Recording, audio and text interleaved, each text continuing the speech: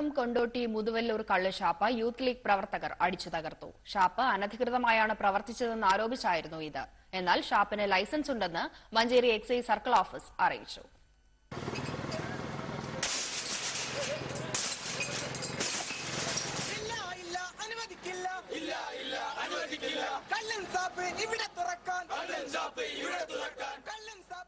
മലപ്പുറം വിഷക്കള്ള് ദുരന്തത്തെ തുടർന്ന് അടച്ചിട്ടിരുന്ന ഷാപ്പ് വീണ്ടും തുറന്നതാണ് യൂത്ത് ലീഗുകാരെ പ്രകോപിപ്പിച്ചത്.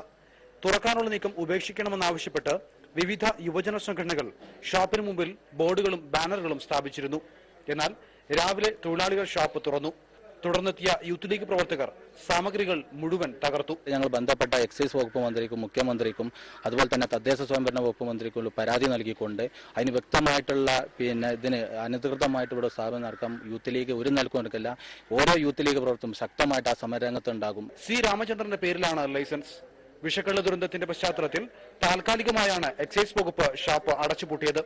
എന്നാൽ പ്രാദേശിക എതിർപ്പ് കാരണം പിന്നീട് തുറക്കാൻ കഴിഞ്ഞിരുന്നില്ല. തുടർന്നാണ് ഷാപ്പ് ഏറ്റെടുത്ത് പ്രവർത്തിപ്പിക്കാൻ തൊഴിലാളികൾ തയ്യാറായത്. 14 ദിവസത്തെ താൽക്കാലിക അനുമതിയുമായാണ് ഷാപ്പ് വീണ്ടും തുറന്നത്.